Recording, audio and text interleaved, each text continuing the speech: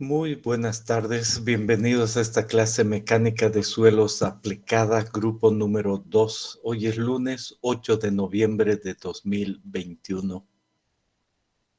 El día de hoy vamos a continuar hablando de estabilidad de taludes y en paralelo está una tarea pendiente que les dije que iba a subir el 8 de noviembre del capítulo relacionado con descripción del suelo, del macizo rocoso, para los que no hayan entregado. Muy bien, con eso dicho, hago la presentación.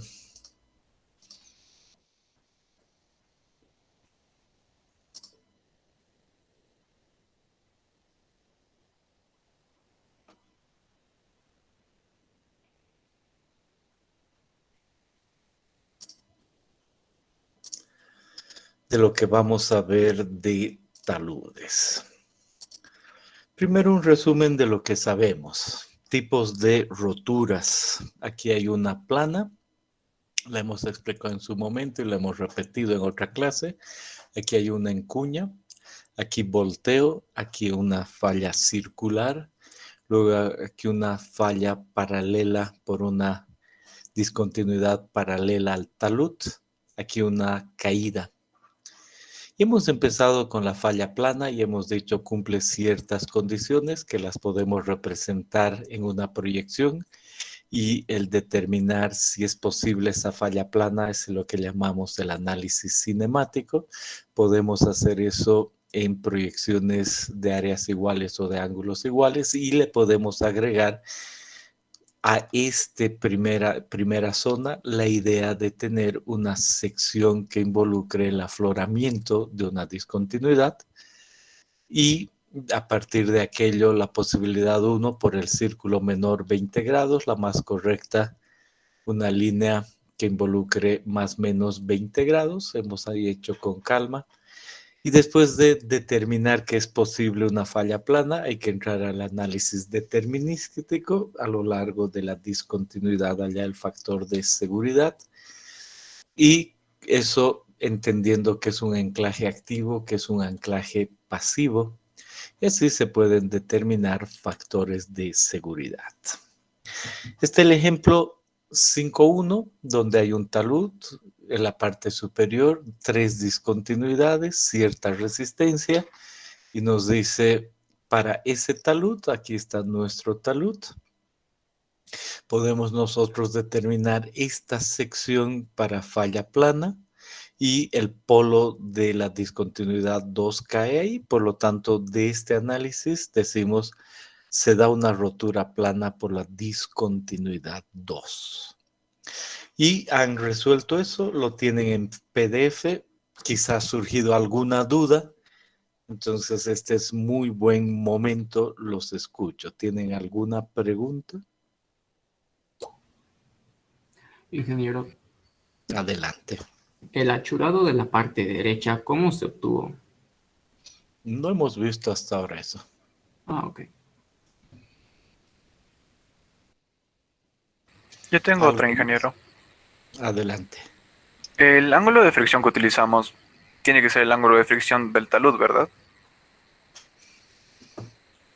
Ah, uy, papito. A ver cómo se puede decir, a ver dónde vemos.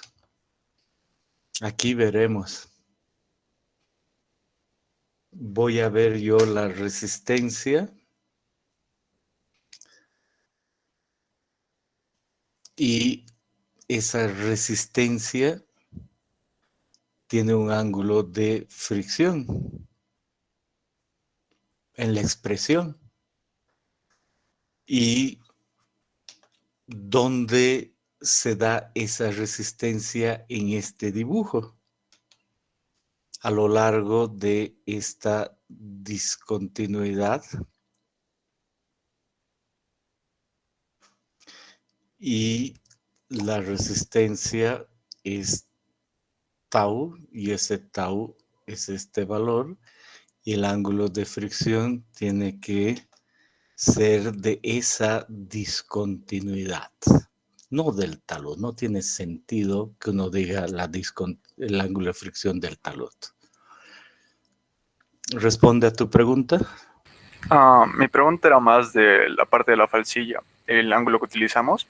En el caso de tener varias discontinuidades como en el ejercicio, pero que esta vez más de una entre dentro el área que es de falla, el ángulo de fricción que dibujamos es el ángulo, tendremos que dibujar un ángulo de fricción para cada discontinuidad. Claro. Para esta discontinuidad, pruebas y dices qué sucede con ese ángulo de fricción para esa discontinuidad. Y luego si cambia tu bloque, tienes que probar otro ángulo de fricción. Y si cambia el bloque, entonces lo mismo. Por eso aquí uno dice, si tengo 3 ángulos de fricción, pues tienen que haber 3 de estos círculos, cada uno asociado con el que corresponde. Como se nota que nuestro bloque importante es el de la discontinuidad 2, este ángulo de fricción debe ser el 2. ¿Responde tu pregunta? Sí, ahora sí. Muchas gracias, Inge. Inge, buenas tardes. ¿Cada talud tendría solo un área de falla? Como estamos viendo. Este, por ejemplo, ese que se ve aquí es un talud y este talud lucía así. Y en su momento esto de arriba se cayó y se cayó por ahí. Entonces yo puedo ver que para este talud que tiene esta inclinación de 75 grados, esto de acá, la discontinuidad perfecta para que haya falla plana era esta de acá y ha formado este bloque con una sección dada A del bloque, por lo tanto un volumen y una cierta superficie que realmente es esa de ahí y esa tiene una cierta longitud. Por supuesto, cuando hay 3 discontinuidades, lo lógico en este ejercicio, cuando hay 3 discontinuidades, es normal, pero no esas 3 discontinuidades van a ubicarse de esa forma. Habrá alguna cuyo polo esté a este lado y habrá otra cuyo polo esté aquí.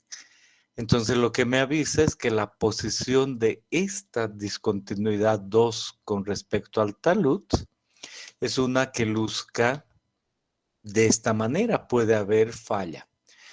Otra discontinuidad, por ejemplo la 3, ya les puedo adelantar, no he visto nada de eso, pero va, por ejemplo, en este caso, tender a lucir.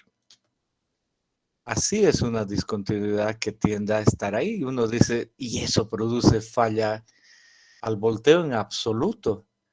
Solo una, la 2. ¿Por qué? Porque el análisis cinemático me ayudó a ver que solo la 2 tiene la forma que produzca eso de ahí. Entonces, para esa discontinuidad 2, tiene su propia geometría y alguna otra discontinuidad, la 1 y la 3, no entran ahí. ¿Eso responde a tu pregunta?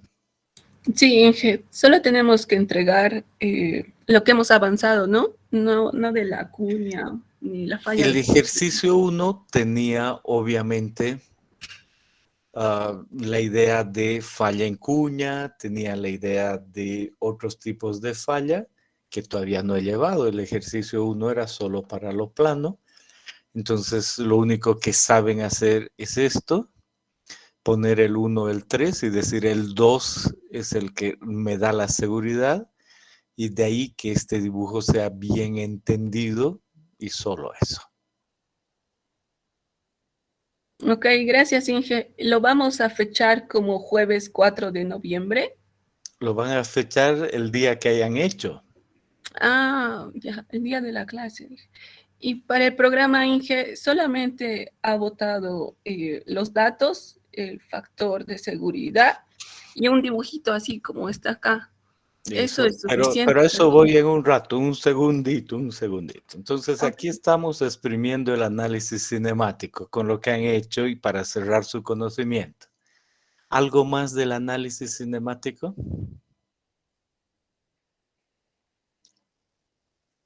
Bien. Y luego uno dice, si es este talud y esta discontinuidad, entonces tengo que hacer el dibujo adecuado. ¿Para qué? Para poder hallar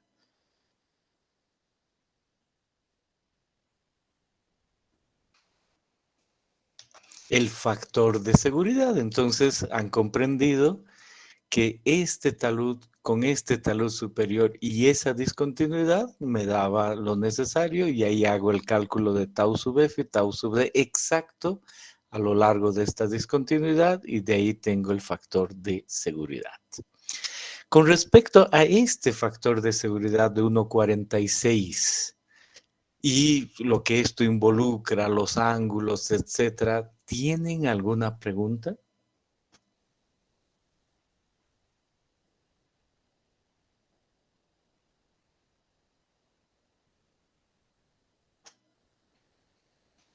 Bien. Y después les he dicho, ahora hay un programita que se los he subido y hay que saberlo usar, está en inglés, pero no es nada difícil. Entonces consiste en introducir. Primero hay que ver cuáles son estos datos. Entonces dice, esta es la altura del talud, si es que la cresta está ahí, si hay una grieta de tracción está en esa posición, que no es nuestro caso. El talud superior es ese, si hay un anclaje el ángulo es ese. Bien, entonces en este problema la altura del talud era 10 metros, el ángulo del talud era 60 grados, el ángulo de la parte superior 0, la cohesión de esta discontinuidad 2 era 15/30, el ángulo de la discontinuidad es 50, el peso unitario de la roca 20 y el peso unitario del agua es 981. Normalmente el peso unitario del agua condiciona las unidades, ¿no? Entonces esto está en kilonewtons y metros.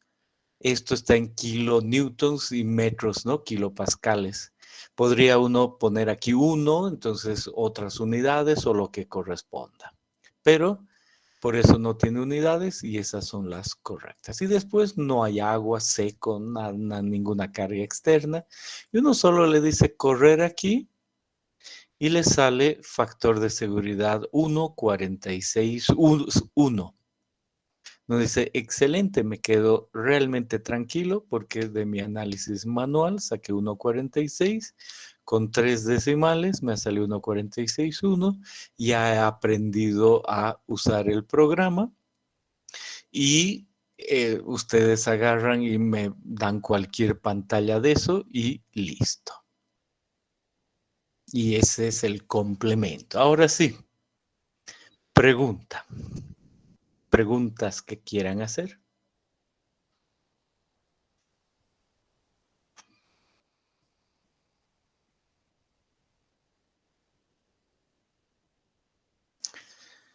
Bueno, y ahora no tenían que hacer, pero aprovecho para explicar algunas cosas. ¿Cómo se utilizaría esta opción de agua? Entonces uno vuelve atrás y dice, si todo estuviese lleno, está relacionado con lo que sé de siempre. Y ahí podría yo tener agua hasta una porción, tener agua hasta arriba, tener agua solo parcialmente. Entonces, de toda la discontinuidad, ¿dónde hay agua? Y al centro es la mayor. Eso es lo que básicamente dice. Entonces, aquí decimos, le pondremos agua a los mismos datos, tiquearemos agua y le diremos que se llena esa discontinuidad, que en el fondo sería esto de aquí hasta aquí, todo lleno de agua. Y eso va a suponer el programa lleno de agua de un lado a otro y en la mitad del máximo. Entonces ahí va a calcular la presión. Y me dice, si todo está lleno de agua, cosa que no era el ejercicio, pongo 100, vuelvo a correr y miren el factor baja a 0,615. Era 1,46,1 con este cambio y volviendo a correr 0,615. Ahora sí se cae. Si hay agua, se cae. Y por eso, y lo vuelvo a decir, siempre el ingeniero dice, o alguien dice, el peor enemigo del ingeniero es el agua. Por esta razón, porque si se llena de agua eso, simplemente cae.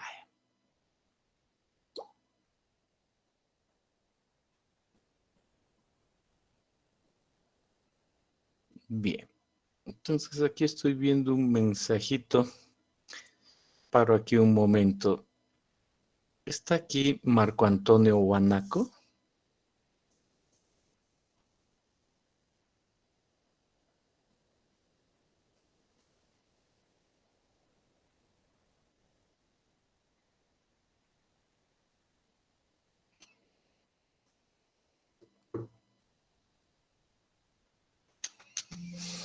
Que me escribe que no le llegó el enlace de la clase de hoy. Pero veo que todo ha funcionado bien, ¿no? Alguno ha tenido un problema adicional, ¿no?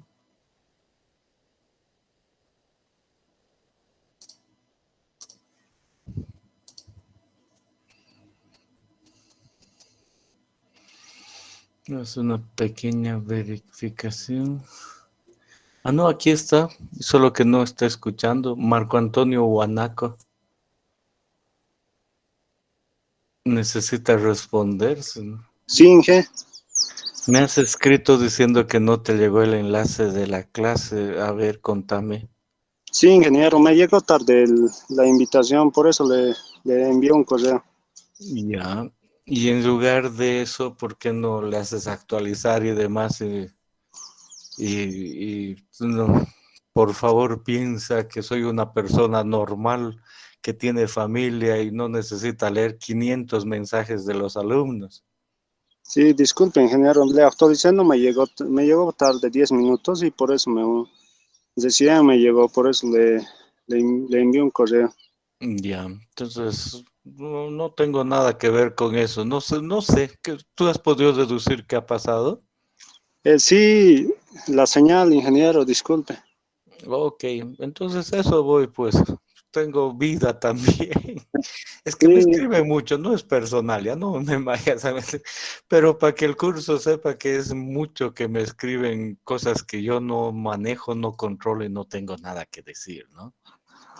Y es una pena, o sea, yo sé la señal, no, pero no controlo, ¿me entienden? Ya les envié y súbanse en lugar de escribir, súbanse un árbol, algo para que les tenga mejor señal. Estoy bromeando, ¿ok? Pero me entienden, ¿no? sí, gracias, ingeniero. Ok, sigue tranquilo. Bien.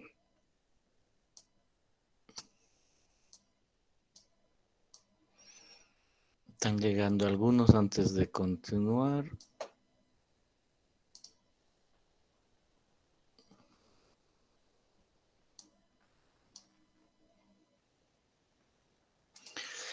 Bien, entonces continúo.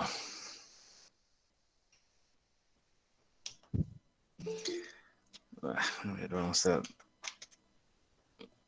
Deme un segundo más.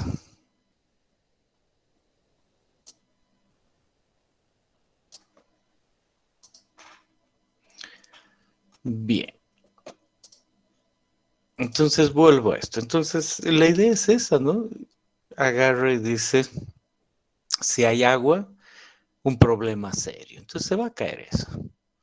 Entonces necesitamos poner un anclaje. Entonces pongamos un anclaje y miren la función que tiene esto. Aquí abajo dice fuerzas externas. Aparte de la sobrecarga que pueda haber o adicionalmente a una aceleración horizontal, podemos nosotros poner un anclaje y darle una carga y un ángulo.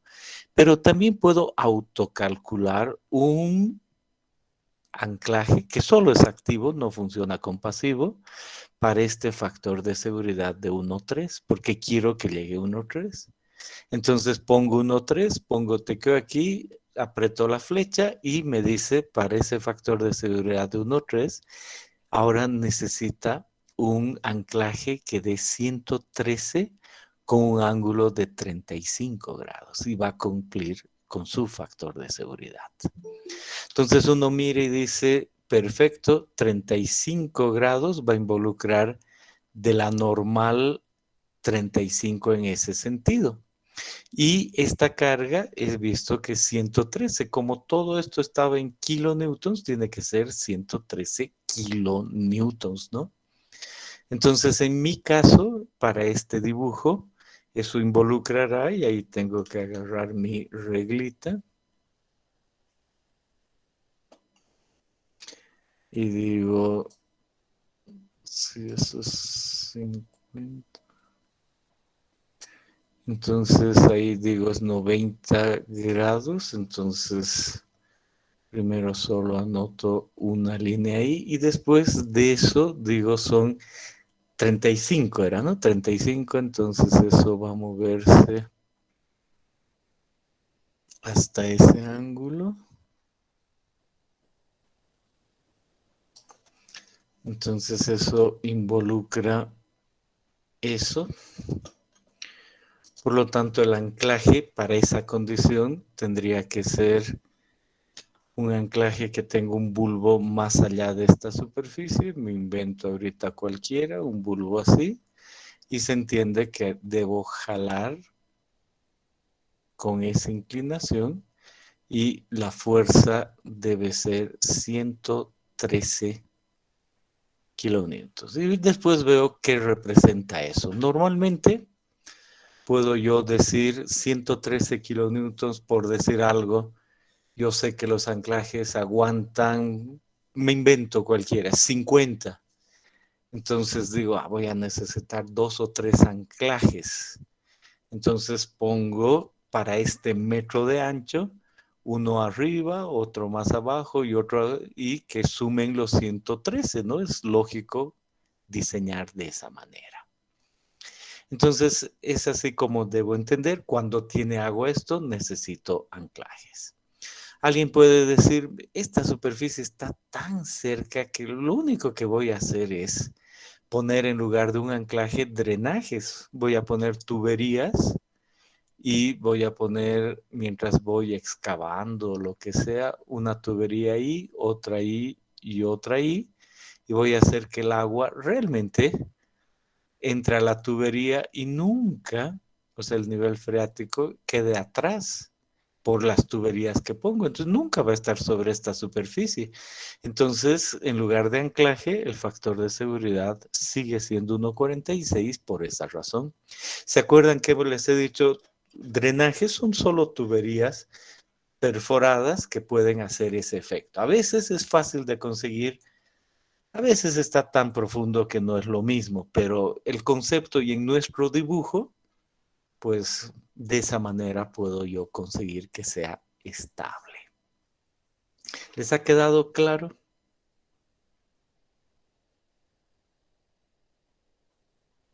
Bien. Y luego estaba el ejemplo 5.2 y decía, ¿cuál es la diferencia con el caso anterior? Uno tiene el agua, ¿no? El agua del que estamos hablando, por lo tanto hay eso. Tiene un anclaje y la resistencia a lo largo de esto no viene por Seifi, viene dado por estos otros parámetros. Entonces sí puedo saber la resistencia con esos parámetros de agua y demás, como he aprendido ya antes, y puedo saber el tau sub f y el tau sub d que actúa y de ahí un parámetro. Y después me decía este problema, una vez que tenga eso, duplique el factor de seguridad y piense si el anclaje fuese activo o si fuese pasivo, lo que involucraría solo el valor de o restar o sumar el t sub t, ¿qué saldría? Entonces, han sacado este resultado y este o muy parecido, no han tenido que hacer eso, sino que ustedes mismos pueden haber hecho en una calculadora más rápido, no hay ningún problema y así se obtienen esos valores. ¿Alguna pregunta sobre este segundo ejercicio?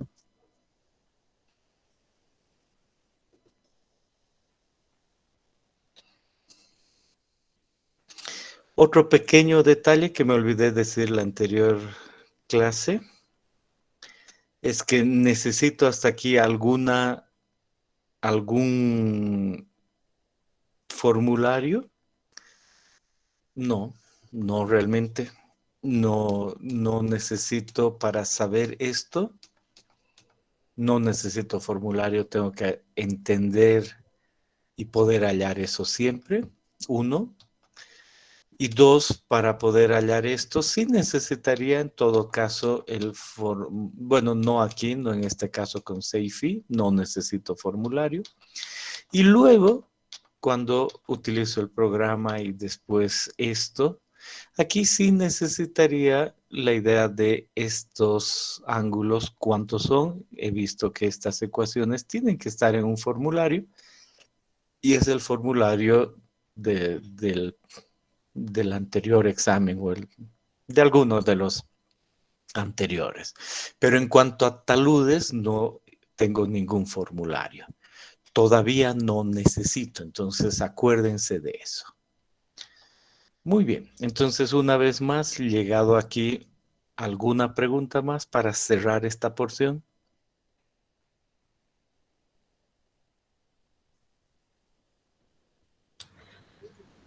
Inge, solo una curiosidad. En el Adelante. ejercicio 5.1 del análisis cinemático está achurado en vertical luego del ángulo de fricción. ¿Es necesario o viene a representar algo? No, el resto de los achurados, este vertical está asociado con volteo, este también con volteo y este con cuña, pero como no sé nada, solo esto debe estar achurado y este es solo un círculo. Ah, gracias, Inge. Podríamos haber usado cualquier falsilla para este ejercicio, ¿verdad? Y ahí viene la clave, podría ser de áreas iguales o ángulos iguales y estaría bien. Ah, gracias, Inge. Y también algo más, podrían haber ustedes pensado en esta figura asociada con ¿cómo se dice? El afloramiento, ¿no? Hemos visto que hay esa figura. Voy a volver para mostrar. Dentro de lo que uno puede elegir, en este examen ha salido eso. Y esto hemos graficado. Pero si alguien decía, yo quiero graficar esto, podía hacerlo, ¿no? Salía lo mismo y el área estaba asociada con esto de acá. En algún examen van a ver, he dicho, por favor utilice este método. Entonces ahí para poder dibujar eso, obligado tiene que ser áreas iguales, esto solo en programas. O podría decir utilice este método y en alguno uno elige. Pero es lo mismo. Bien, ¿algo más?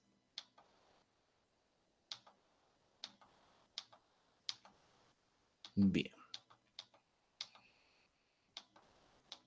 Estamos listos. Ahora no nos olvidemos que en el caso de anclajes, estos son activos, sabemos cómo hacer el diseño y entendemos muy bien en la vida real que podemos, por metro de ancho, calcular el número de anclajes, ¿no? En eso he enfatizado. Y si digo en este metro de ancho, tal anclaje, aquí pongo 1, 2, 3, aquí pongo 1, 2, 3, 2, 1, lo que sea, y esto es la repartición a lo largo en todo el talud de estos anclajes, ¿no? Es una fuerza, pero en 10 metros. Y ahora si tengo un talud, ¿de cuántos son estos taludes? 10, 20, 30, 40, 50 metros, entonces los distribuyo de forma adecuada por metro de ancho. Y se entiende que aquí, por metro de ancho, y ahora no sabemos el tipo de falla aquí, pero si fuese plana, ¿no? Por esta situación, entonces estamos exactamente en lo que estamos hablando. Y aquí uno dice, pero ¿y por qué aquí es un poquito diferente? Bueno, porque tal vez aquí había otro tipo, era roca unos parámetros y de algún lado aquí ya se considera que son otros parámetros, entonces por eso con estos otros parámetros, otros números de anclajes. Hecho. Entonces cerramos ahí falla plana. Vayámonos a la falla en cuña. Y vemos aquí una carretera y aquí la familia del que ha sacado la foto, autores de este libro. Y mientras iban de vacaciones han dicho, uy, mira qué linda cuña, anda, párate. Se han parado y nos muestran una linda cuña, ¿no? Aquí había una cuña, aquí un plano, aquí otro, y se ha deslizado a lo largo de 2 planos.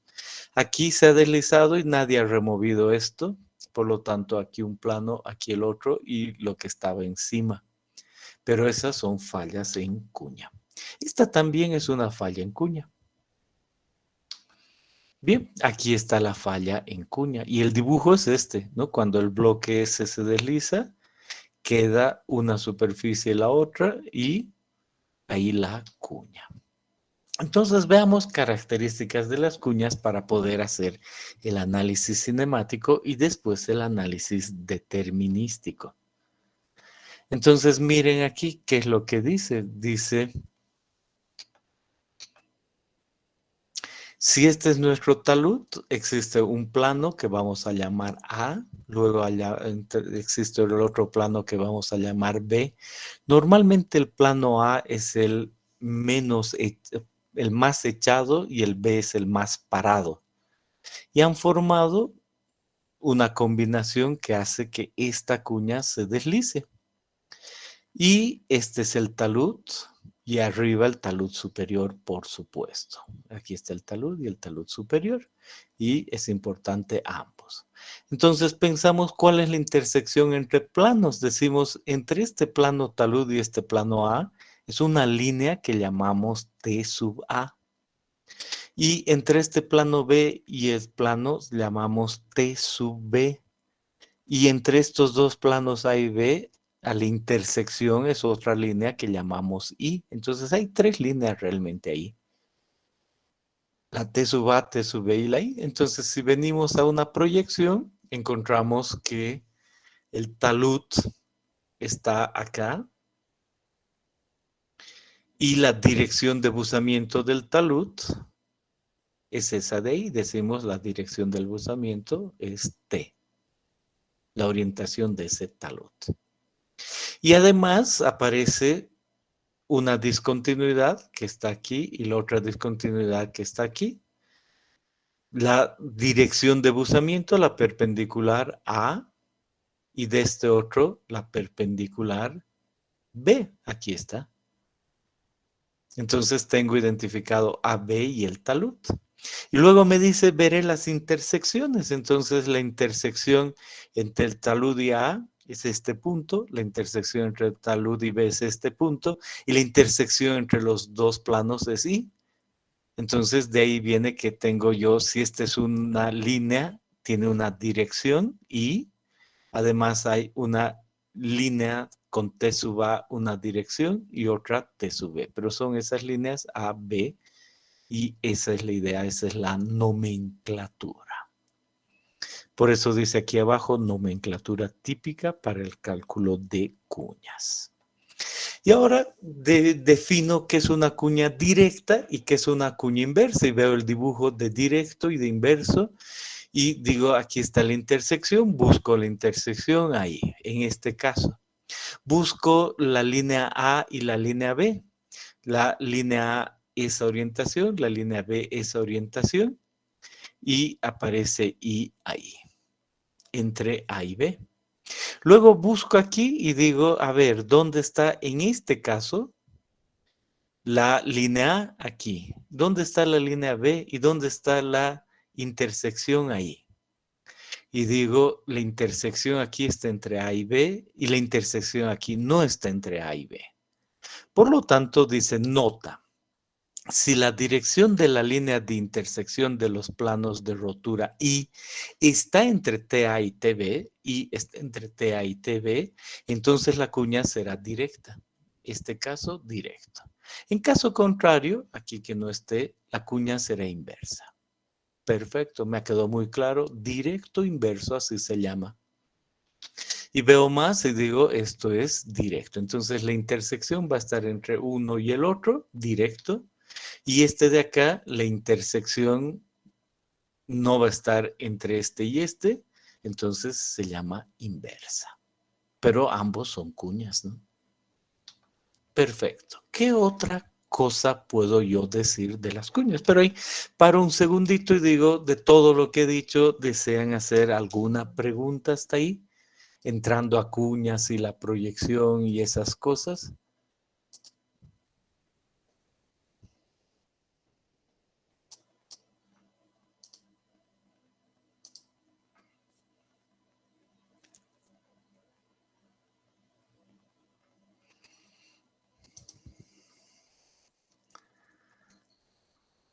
Bien. Entonces sigo entendiendo más sobre las cuñas y digo ahora, veré otros aspectos. Y otra vez tengo la misma idea. Pero ahora miren lo que aparece acá. La zona sombreada es el sector circular que queda entre T y la dirección I. Vuelvo aquí y digo, ya sé, T, el talud y la dirección I. Entonces el talud y la dirección I está aquí. El talud y la dirección I está ahí. Y además, por supuesto, aparece A, aparece B. Y aquí un poquito diferente. Aquí aparece A y B aparece entre T e I. Aquí A está aquí, B está allá. Entonces, con eso, ¿qué sé? Dice, para este primer caso, si A y B quedan fuera de la zona sombreada, A y B fuera de la zona sombreada entre T y I, el deslizamiento de cuñas se produce por ambos planos. Si solo A o solo B queda en la zona sombreada, el deslizamiento se produce solo por ese plano. Entonces, este caso que forma una cuña, pero se termina deslizando solo por B y es un deslizamiento plano. En el caso de que este plano sea paralelo más o menos 20 grados a la cara del talud, se analizará como rotura plana. Entonces, interesante, el caso de cuña es el caso grande y también el caso plano es el caso resumido, es una cuña especial. Perfecto, entonces digo, todo es cuestión de ver T y ya. Entonces, por ejemplo, aquí digo, ¿cuál es la idea general? Cuando uno ve eso, dice, ¿se producirá deslizamiento a lo largo de ese plano y de ese? Sí. Entonces, de seguro, aquí entre A y B, voy a tener este caso. Entonces, estoy teniendo ambos planos una cuña. Ahora, si yo veo este otro caso, podría darse el caso de que solo se dé por un lado el deslizamiento y termine siendo una falla plana si se dan además ciertas condiciones de falla plana, podría ser. Que determina esta zona sombreada TI y si A y B caen fuera o si uno de ellos cae dentro. Entonces así puedo saber esto. Por eso dice aquí criterio para saber si la cuña que se desliza a través de ambos planos de discontinuidad o a través de uno solo, en cuyo caso se tratará y se analizará como una rotura plana. Perfecto. ¿Preguntas?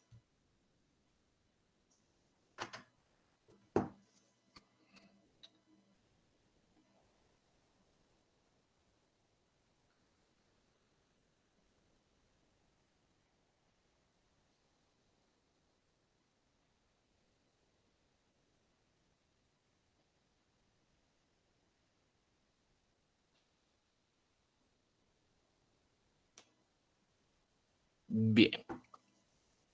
Y luego la idea de tamaño, si dice, evidentemente, podría haber cuñas así, o más grandes o más grandes.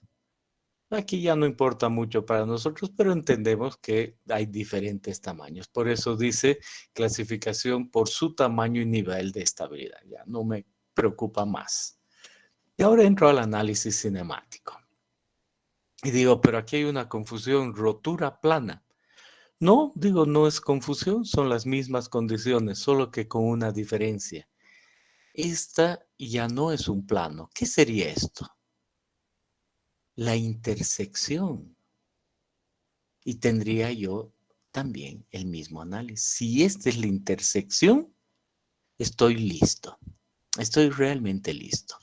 Entonces, todo vale para esa intersección. Entonces, en el fondo, lo que se hace es lo siguiente. Se dice, vamos a tomar el plano. Entonces, tomemos el plano, nuestro talud. Entonces, decimos, este es el talud. Puede tener cualquier dirección, pero ese es el talud. Y luego hay dos discontinuidades. Y se puede ver cuáles son las discontinuidades, esa de I y esa de I. Y digo, ¿qué es lo que me va a importar? La intersección. Entonces veo dónde está la intersección. Si tengo la intersección, como ya he aprendido, y por eso uno realmente hace hartos ejercicios para que aquí sea inmediato y venga a la cabeza y uno no necesite decir, cuando llegue el examen voy a revisar. No, directamente, y sabe que tiene un ángulo aquí. Y lo puede medir. Y estoy diciendo que ese ángulo ahora es psi-p, es este ángulo de la intersección. Entonces sabe cuánto es ese ángulo y es ese de ahí. Y ahora tengo que hacer como siempre, compararlo con phi y compararlo con el del talud, ¿no? Eso es lo que hay que hacer. Entonces, para comparar con phi, agarro y no va a tener sentido que yo haga un círculo aquí. ¿Cómo lo voy a comparar? Lo mejor que hago es del borde aquí, trazo phi. Y aparece, ¿no? Se puede ver este círculo es con phi. Entonces, ¿qué dirían aquí? ¿El ángulo de inclinación en este caso es mayor que phi o menor que phi?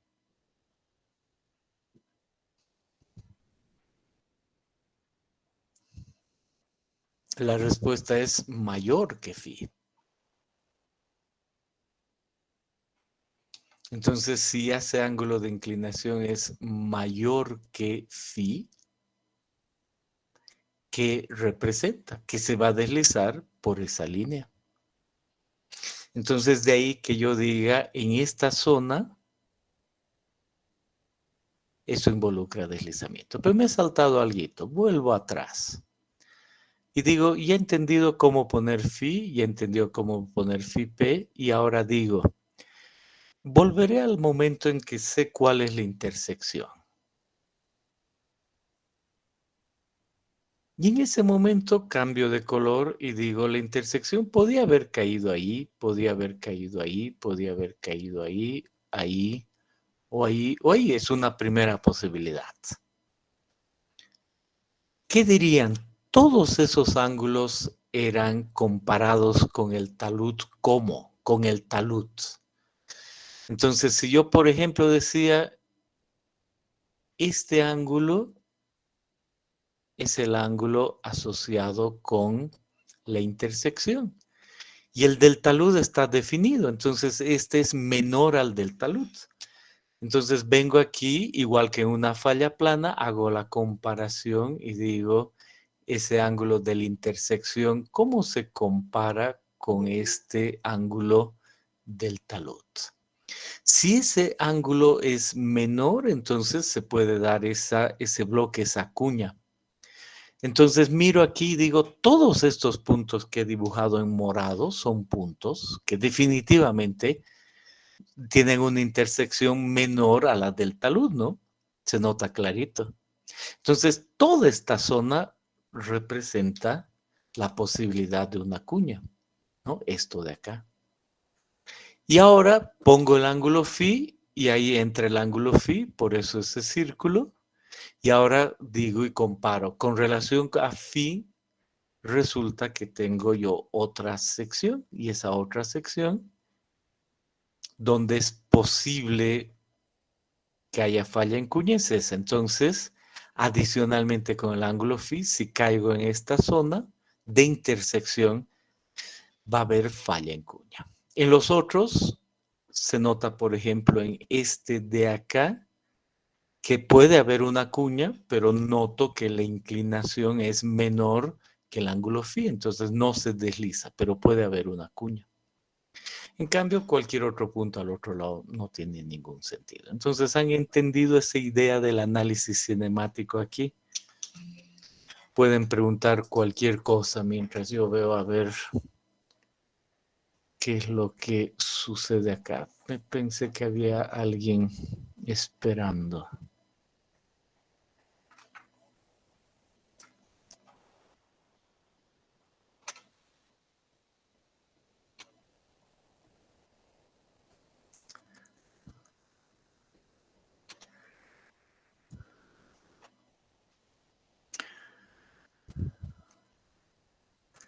Bien. Y por supuesto, los libros dicen, una vez que he entendido eso, mire, agarre y haga lo de siempre. No importa la falsilla, trace el talud y luego trace, por lo tanto, delante de este talud se cae una intersección, va a haber cuña. Y ahora trace el ángulo de fricción, hemos entendido por qué, trazamos el ángulo de fricción y de esta zona. Y si hay una intersección que caiga en esta zona, hay posible falla en cuña. Perfecto. Y ahora uno se pregunta y dice, ¿cuál será el ángulo de fricción? Porque para el ángulo de fricción es con relación a esto. Entonces, ¿entra el A o el B? No, si vuelvo aquí, digo, ¿entra el ángulo de fricción en A o en B? Porque aquí puede haber un ángulo de fricción en A y aquí un ángulo de fricción en B y pueden ser diferentes, son otras discontinuidades. Entonces digo, no sé, tal vez haya un promedio y voy a ver, en una o dos clases voy a ver el promedio que va a depender del área, ¿no? Y puede haber un phi aparente y usar ese phi aparente. Pero entre tanto yo puedo decir, voy a utilizar el menor o el mayor de estos o el promedio entre uno y el otro. Hasta cierto grado se puede, ¿no? Porque es un análisis cinemático que me va a dar una idea. Entonces, ¿cuánto podrá ser ese phi? Si pongo un valor menor, entonces voy a ser más conservador. Va a haber falla en un rango mayor. Si pongo uno menor, no tanto, voy a ser menos conservador. Si pongo un promedio, algo me va a dar. Entonces, no es que es absoluto, ¿no? Eso tengan en cuenta. Hay que entender qué es ese valor phi. ¿Ok? Veamos el video de todo esto. Lo mismo, una vez más, para que se entienda bien.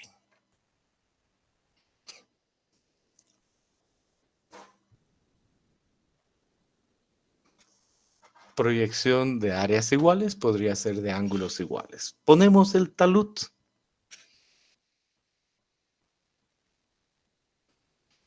Y delante de ese talud, y también los famosos 90 grados, el polo de ese talud. Y ahora ponemos nuestro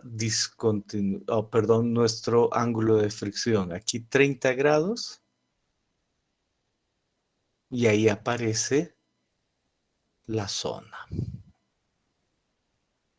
Y aquí dice algo más.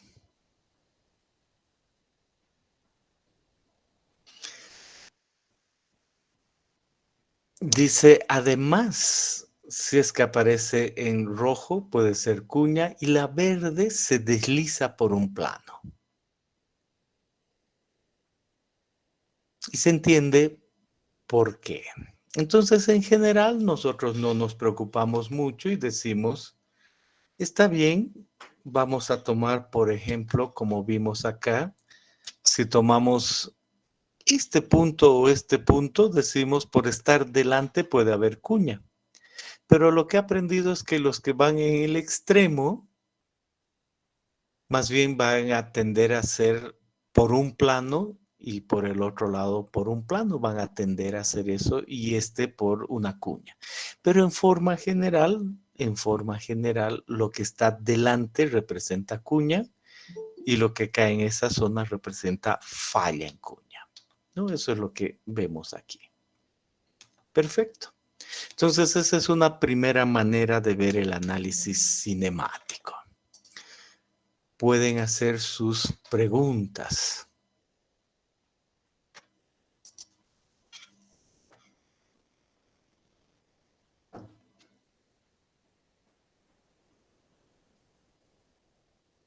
Segunda manera de ver el análisis cinemático.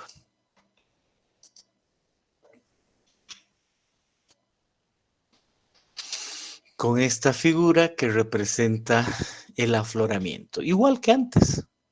Tenemos esa línea, pero ahora, ¿cuál es la diferencia? Esta línea es la intersección. Entonces, igual que antes, tengo mi talud, este es el talud, ahí está el talud. Voy 90 grados, trazo esa línea y digo el afloramiento se puede dar ahí. ¿No? Eso me ha quedado claro. Y ahora yo tengo dos líneas, dos planos que me van a formar esa línea. Ahora me imagino que la intersección está aquí. Esa es la intersección. Está delante de esto, entonces sí forma cuña, ¿no? Entonces no hay problema.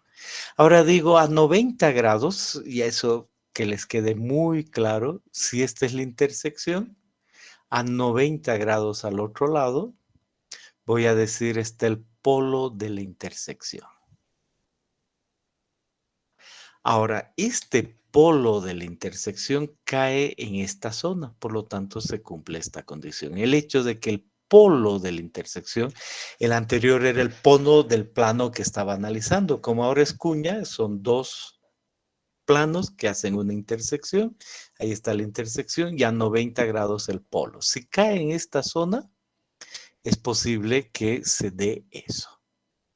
Ahora, no se olviden que eso va a involucrar algo aquí o algo aquí o algo aquí. No importa, en cualquier lado se forma esta cuña, ¿no? Esa es la idea, se forma esa cuña. Pero solo se desliza si es que este ángulo asociado con el ángulo de fricción es mayor. Entonces ahí, igual que antes, vuelve a entrar el ángulo de fricción. Entonces, para un primer caso, un primer talud, tengo esa situación y el ángulo de fricción. Entonces, lo que caiga en esta zona, no me olvido que esto era zona, además era más o menos 20 grados plano, pero ahora es toda esta sección la que involucra la idea de falla en cuña. Vuelvo aquí y digo, ya sé. Primero he visto mi talud, luego he visto esto que representa, parece talud, la zona donde hay afloramiento. Luego tengo que ver el polo de la intersección y más o menos 20 grados y el ángulo de fricción. Entonces, realmente la zona termina siendo esta grande. Si este es, dentro de esto hay afloramiento, ¿no? Esa es la primera idea. Y después, este es el ángulo de fricción. Ahí me he pasado. Entonces, la zona realmente no tiene nada que ver con los más o menos 20 grados. Si ahí cae el polo de la intersección, entonces ahí falla. Entonces, esto me tengo que olvidar un poquito. Mejor lo borro para evitar. Entonces, he hecho uno muy grande. Entonces debería corresponder a esta zona que cumple esas condiciones, pero el polo de la intersección, hasta ahí. Y con eso, para otro momento, mientras hacen sus preguntas, yo veo qué sucede, quiénes van, quiénes vienen, si escriben algún comentario.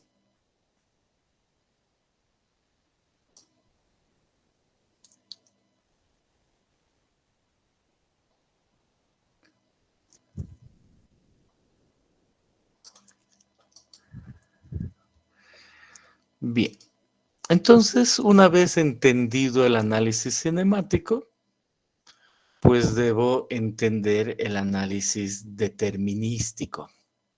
Entonces ya sé cuándo se ha formado la cuña y empiezo y digo, voy a ver dos criterios. En lo que resta de la clase voy a ver el criterio de Hooke y Bray. Hooke y Bray. Y este criterio de Hooke y Bray dice, vamos a empezar definiendo nuestra situación. El plano A es el más echado, el plano B el más parado. El plano A tiene un alfa, dirección de buzamiento de A y un buzamiento en A. El plano B tiene un alfa en B y un beta en B. Y el talud tiene un alfa del talud, alfa S y un beta S. Y especialmente Hooke y Bray dicen, vamos a empezar pensando que C es 0, que hay un ángulo phi en A y un ángulo phi en B. Y U también es 0, no hay agua. Entonces dice Hooke y Bray, el factor de seguridad va a ser ese. Calcular A. Sabemos cuánto es phi A, sabemos cuánto es phi B y calcular B y el factor de seguridad es para esa cuña. Y para eso hay que usar estas tablas. Esta es una, esta es otra y así hay varias tablas. Estas tablas están en el formulario. Ahora sí les voy a subir el formulario al acabar la clase diciendo estas tablas pues son necesarias. Y vemos una de estas tablas y decimos, primera idea, arriba en inglés dice una diferencia de algo. Y aquí entiendo y digo, es la diferencia de buzamientos entre B y A. El A siempre es el menor.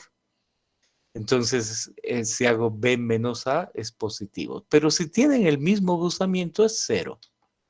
Imagínense que aquí yo tenga este 45 y este 45. ¿Es posible? Por supuesto que sí, y se forma aquello. Entonces, 45 menos 45, 0. Y uso esta tabla. Y luego me dice, entre aquí con la diferencia alfa A menos alfa B. Me invento primero un número y digo, ¿qué pasaría si este alfa A, esta dirección comparada con esta, alfa A menos alfa B, me invento es 100? Entonces estoy aquí. Y aquí me dice, vea aquí el plano, el buzamiento de B y del de A. Sé que ambos son 45 grados en este caso, entonces subo, aquí veo 40, aquí veo 50, entonces la mitad entre esos 100, entonces seguramente estoy por ahí aproximadamente. Y veo eso y me dice, ese es seguramente 0.95. Entonces A vale 0.95 y B vale 0.95. Consecuencia, vengo aquí y digo el factor de seguridad de ese talud es 0.95 por la tangente de phi A, que me invento 30, más 0.95 de la tangente de B, que es 30. Entonces, ¿cuánto saldría este factor de seguridad en este caso? Seco, C0 y phi 30 en ambos casos.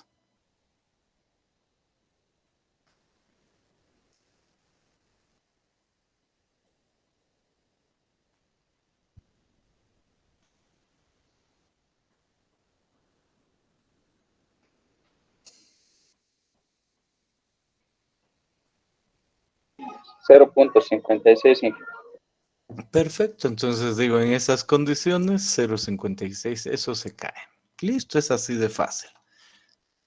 Ahora, por supuesto, si cambia la diferencia aquí, aquí dicho 1 menos la otra sale 0. Si saldría 10, esa diferencia, uso esta y esta tabla. Si sale 20, esa. Si sale 30, esa. Si sale 40, 50, 60 y 70 son las tablas. Vamos a imaginarnos que sale 40 la diferencia. Entonces me dice, empiece con el beta sub A. El valor que le salió aquí, suba y encuentre A. Y luego encuentre el beta B, suba el valor que le salió aquí con los valores correspondientes y encuentre B. Eso es todo lo que hay que hacer en estas tablas. Y ya, entonces es así de fácil. Esas tablas para el método de Hooke y Bray y en una cuña Si dice no hay ni agua ni cohesión, solo un ángulo de fricción, que es lo que normalmente uno utiliza para el análisis cinemático, ya se da una idea. Pueden hacer sus preguntas.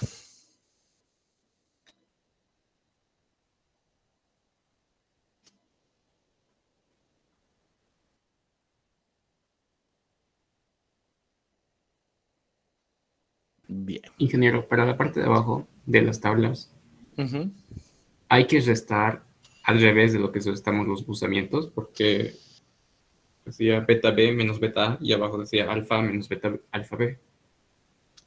En realidad uno tiene que tener cuidado y hacer cualquier cosa. O sea, en otras palabras, vamos a suponer algún valor aquí medio aproximado.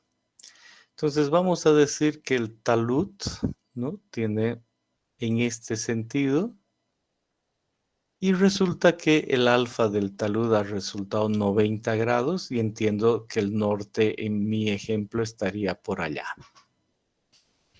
Y con ese sentido yo digo, este ángulo, así como está, me invento alguna cosita y digo, este es el alfa B. Y el alfa B en esa situación le pondré 170 grados. Y de este otro lado vamos a inventarnos alguna cosita y vamos a decir este alfa, si con este norte ahí le pondré 350. Lógico y razonable, ¿verdad? Para estos ejemplos. Entonces he caído, por decir algo, en esta gráfica y la diferencia es 10 entre uno y el otro. Eso ya entendías, yo sé. Y ahora uno dice, ¿cuánto van a ser estos valores? Entonces el alfa A, en mi ejemplo, el alfa A, ¿cuál era? A es este, 350. Menos el alfa B, que es unos 170. ¿No? Esa es la primera idea. Y ahí uno dice 350 menos 170 son 180 grados. Entonces, cuando vaya a utilizar el A, veo aquí 0, 20, 40, etcétera, 100, 120, 180. Entonces, estoy hablando de un punto acá y digo, uy, aquí tal vez esto no vaya a funcionar tan bien y lo que sea, no importa, ¿no? Si funciona bien, está bien, si no, uno ya poco a poco va a entender más y dice, creo que no entra, no podría hallar un valor o es muy seguro, una cosa de esas. Pero esa es la idea. Ahora uno aquí, de acuerdo a eso, le puede salir cualquier otra cosa, ¿no? Le puede salir valores que sean más de 180. Entonces uno dice, si es más de 180, voy hacia allá, o más bien medito en ir hacia el otro lado en este sentido. 200, 220, 240. Entonces un 140 que entraría equivaldría también a un 220 o un 40 equivaldría a un 320 en ese sentido. Y si a veces eso tiene que salir negativo, entonces no me preocupo porque en el círculo puedo yo entender que menos 10 puede tomarse como 350, ¿verdad? ¿Se entiende la respuesta? Sí, se entiende. Bien, pero obviamente no explicantes, entonces ahora ha quedado claro. Perfecto. Y luego, la última parte para la clase de hoy, luego de hallar eso, entonces digo, ahora utilizaré el mismo Hookie Brown, Hookie Bray, ¿no? Aquí estoy, Hookie Bray. Aquí, Hookie Bray.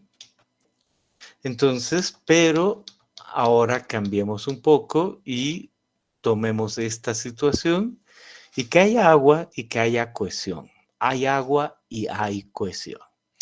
Y ahí digo, ok, estoy entonces en la misma situación. Este es el talud. Este de arriba es el talud superior. Y hay un plano A, el más echado, hay un plano B, el más parado, y la intersección. Y hay líneas. Aquí está la línea 1, ¿entre qué? El plano A y el talud.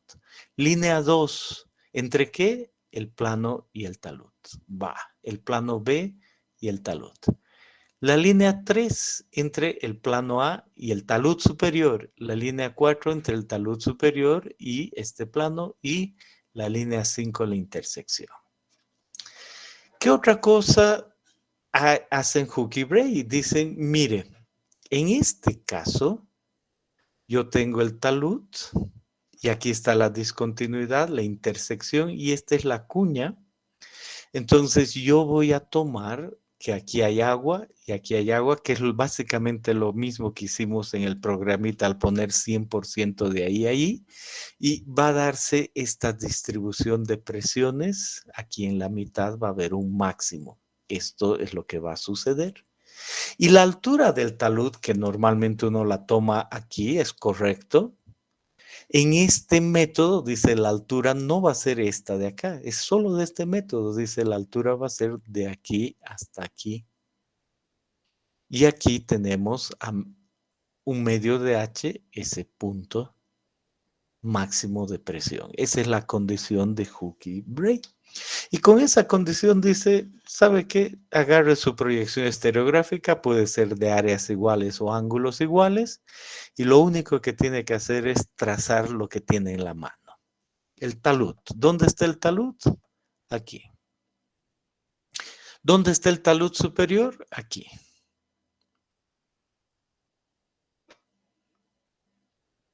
Si fuese horizontal, tuviese que estar sobre la línea horizontal. Aquí tiene un pequeño ángulo. Y luego las discontinuidades A y la discontinuidad B. El hecho de que vaya delante del talud ya quiere decir que se ha formado una cuña. No hago el análisis cinemático aquí, ya sé que se forma la cuña, no voy a ver phi. Y digo, ¿y dónde están estas líneas? Estas líneas, la 1, la 2, la 3 y la 4. Por lo que son esas líneas, entre talud y plano A, que es el más echado, ahí está la línea 1. Talud y la otra discontinuidad, 2. Talud superior y A, 3. Talud superior y el otro, 4. Y luego las intersecciones, 5. ¿Dónde están los polos? Aquí. El polo de A, el polo de B. Y Hooke y Bray dicen, ahora solo hay que calcular unos ángulos. Están aquí dados. Yo quiero que calcule el ángulo que hay entre el polo A y el polo B, teta entre NA y NB. Además, quiero que calcule el ángulo entre 1 y el polo B, el ángulo entre 2 y el polo A, el ángulo entre 2 y 4, el ángulo entre 4 y 5, el ángulo entre 3 y 5, el entre 1 y 3. No es que son muchos ángulos, la inclinación de esa línea. Y ahí están los ángulos claritos, entre 1 y 3, 3, 5, 4, 5 y demás.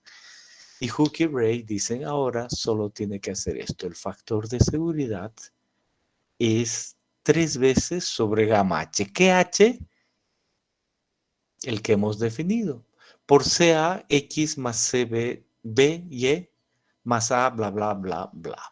Le pondremos bien los paréntesis. Ahí y ahí. Y decimos, entonces todo es cuestión de calcular un X, un Y, un X, un Y y listo. Entonces aquí me dice el X depende de estos ángulos, el Y de estos, el A de estos, el B de estos, listo. No hay problema. Este sí es el buzamiento de A y el otro es el buzamiento de B. No hay que saber de memoria esto, solo hay que saber que esto está en un formulario. Y listo. Entonces empiezo y digo, ¿cuánto es gamma del macizo? ¿Cuánto es H? No me olvido nunca que H no es de aquí a aquí, sino h es de aquí a aquí en este método. Y después digo, ya está listo eso, ahora c en a en b, x relacionado con esto y y con esto. Ahí está la contribución de la cohesión. Y luego aquí está el valor de a y b, el mismo. Esos valores realmente son estos, a y b. Pero en este caso, aquí me dice la ecuación, uno es a y el otro es b. Realmente es la misma ecuación. Esas tablas son para esto. Pero aquí primero he tenido que hacer la proyección, ¿no? En el otro caso las tablas me ayudaban a no hacer la proyección. Y ahí tengo A y B. Y después me dice ahora reste por el agua. Pero no cualquier agua, ¿no? El agua solo en esta condición. Entonces restamos el agua y asunto solucionado. Si la ecuación es 0, puedo yo decir, si la ecuación es 0, entonces eso es 0, esto es 0. No hay agua, si no hay agua no hay ese término y el factor de seguridad termina siendo A por la tangente de phi A más B por la tangente de phi B a la ecuación anterior, sin agua. Pero aquí con cohesión eso y con agua. Ahora, ¿qué pasaría si digo no tiene cohesión pero sí agua? Entonces va este término. ¿Qué pasa si digo no hay agua pero sí cohesión? Entonces no van estos términos. Entonces me queda claro cómo yo manejaría esa ecuación. Pero aquí borro nomás porque quiero que quede la ecuación entera, ¿no?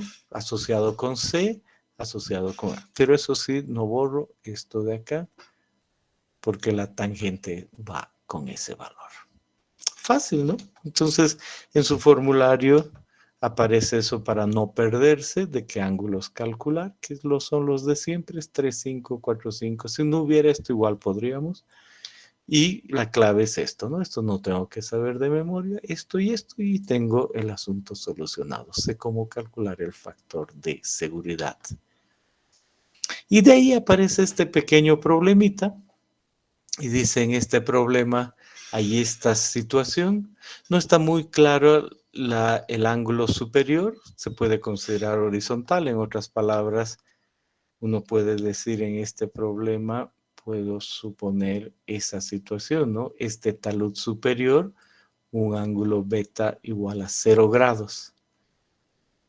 Y puedo, y me dice aquí, vea el factor de seguridad con cohesión más fricción más agua. Ve el factor de seguridad con cohesión más fricción y ve el factor de seguridad con fricción, lo que representaría solo esto de acá.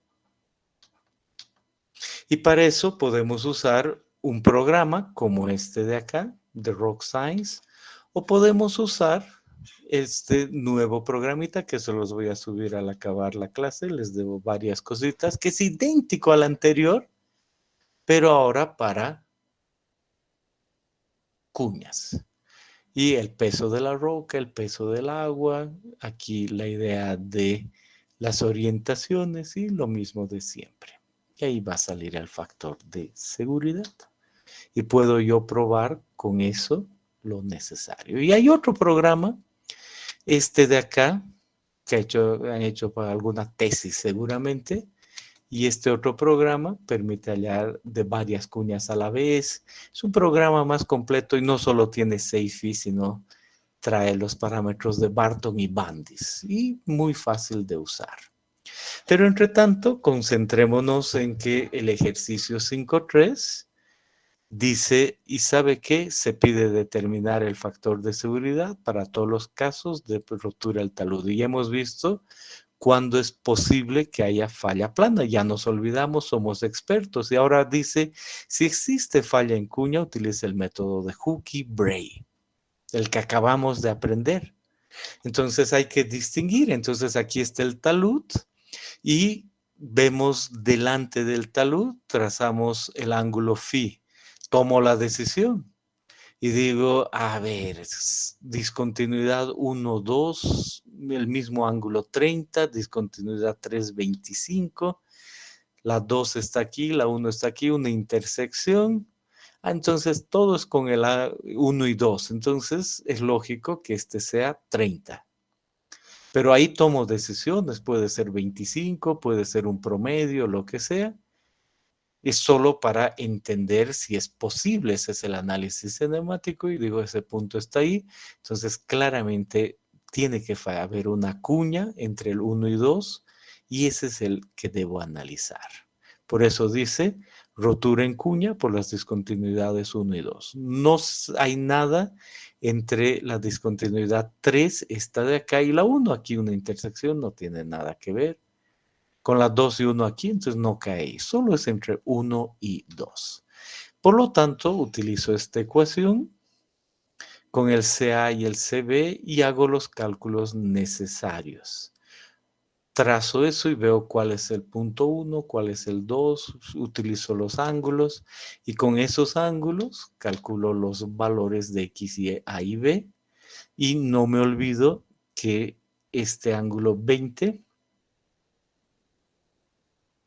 esta altura está asociada con la altura que ya decía y con estos valores termino aquí con un valor de 1,84 para este caso. Y ese es el ejercicio 5.3. ¿Para cuándo? Para el jueves. Y el ejercicio 5.4, con estos datos, utilizar el programa, el wedge. Y ahí están ya los resultados, 108, 233, 052. Entonces tienen añadidos el 5.3 y el 5.4. Ahora sí, los escucho. Pueden preguntar cualquier cosa, a pesar de que nos queda un minuto de clase.